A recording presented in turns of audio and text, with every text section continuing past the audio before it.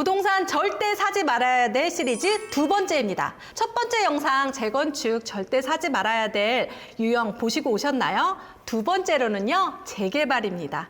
재개발 여러분 어려운데요. 최근에 재개발도 매물들이 많이 거래됐는데 여러분 이런 재개발은 절대 사면 안 됩니다.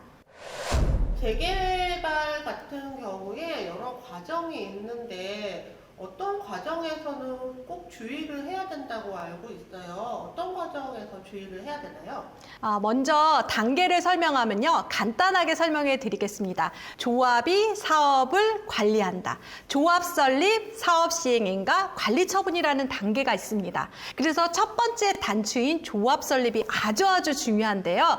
재개발 같은 경우에는 그 구역 내에서 75% 동의가 있어야지 조합 설립이 됩니다. 이 과정이 정말 험난합니다. 그래서 조합 설립까지 못 간 경우가 있거든요. 재개발을 투자할 때는 사실 저는 조합 설립 이후 전후를 보시면 좋습니다. 가서 동의율이 몇 프로 나왔나요? 라고 해서 70% 정도 나왔다라고 하면 투자하는 것도 괜찮습니다. 왜냐하면 조합 설립이 시작도 안 된다면 그 이상 진행이 안 되거든요. 그리고 절대 하지 말아야 되는 건 이렇게 줄 긋는 게 있습니다. 화가라고 해요. 화가가 와서 이렇게 선을 그어서 여기 재개발할 거야 라고 이렇게 소문이 난 지역에 물건을 사면 절대 안 됩니다. 그렇게 화가가 그려놨던 거 지금 반려빌라가 되어 있어요. 우리 반려견이라고 알죠? 평생 가져가야 될지도 모릅니다. 그래서 제 수강생 중에는 그렇게 선이 그어진 곳에 빌라를 사서 10년 동안 보유하고 아직도 안 되는 곳도 있거든요.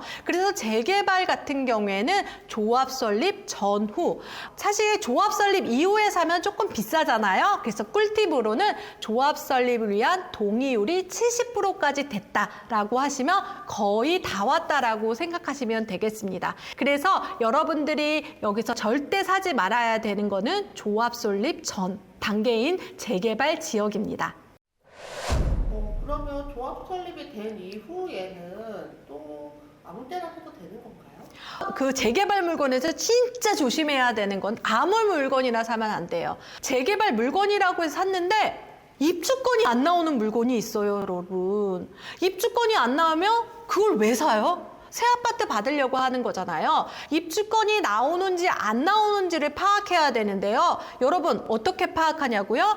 조합 사무실에 가서 이 물건에 입주권이 나오는지 안 나오는지를 파악하는 것이 좋습니다. 그거 중에는 다소 필지라고 있는데요. 이렇게 작은 땅 같은 경우는 나오지 않는 경우도 있어요.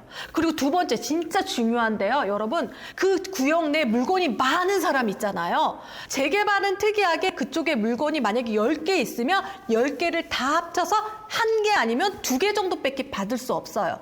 그런데 그걸 팔아버리는 거죠. 그걸 사는 사람은 또 안 되는 거죠.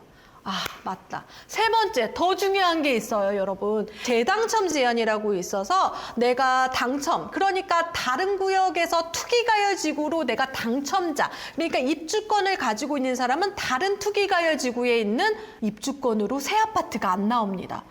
이런 사건이 진짜 한남 3구역에서 일어났거든요. 갑자기 싼 물건이 덜컥 나와서 계약하려고 하니까 입주권을 받을 수 없는 물건이었다라는 거죠. 그래서 여러분들이 재개발 물건 중에서 이 세 가지는 정말 조심해야 됩니다. 정말 이거 궁금하시죠? 더보기란과 고정 댓글에 돈 되는 정보할 때 알려드리거든요. 꼭 링크 따라오세요. 여러분들께서 이런 것들을 모르고 사셨을 때 어떤 일이 벌어지냐고요? 내가 재개발 물건을 물건 플러스 프리미엄 주고 사는 거잖아요. 이 프리미엄이 공중으로 날아갔다라고 생각하면 잠 못 잡니다, 여러분. 재개발 물건 이런 거 절대 사시면 안 됩니다.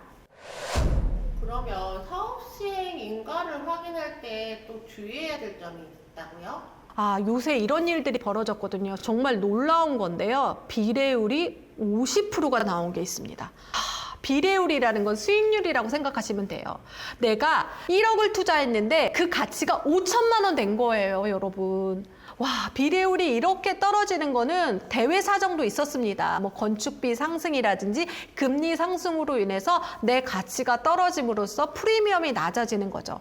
그래서 사업성이 좋은 곳을 선택해야 돼요. 제가 재건축 그 영상에서도 사업성이라는 말을 할 때 일반 분양이라는 걸 말했잖아요. 여기도 똑같이 일반 분양이 중요합니다. 그리고 분양가가 높게 분양할 수 있는 구역이 중요한 거죠. 그래서 여기서도 입지가 들어가는데 남들이 살고 싶어하는 지역, 거기에 꼭 들어가고 싶은 지역, 그리고 주변에 신축이 없는 구역, 이런 것들은 사업성이 좋을 수밖에 없어요. 왜? 분양가를 높게 해도 청약을 받기 때문에 그러죠. 제가 누굽니까? 청약의 신입니다. 사실 이 청약은 재개발, 재건축에 엄마 아빠가 있어서 탄생한 게 청약이에요. 그러니까 C가 좋아야 되죠. 그러니까 여러분들이 여기서 입지 공부도 필요하다라는 거죠. 그래서 재개발 물건 중에서도 사업성이 중요하다.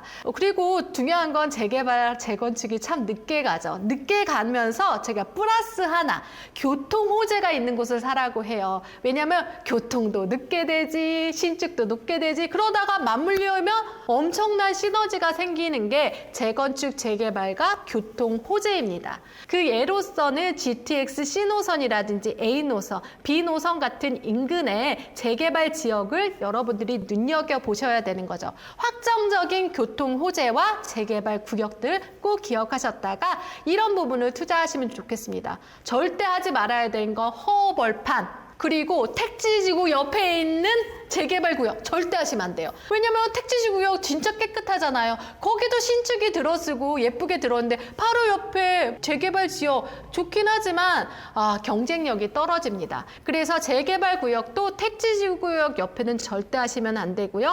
허벌판 진짜 하시면 안 됩니다. 주거용이 아닌 상업용 물건, 상가도 괜찮은가요?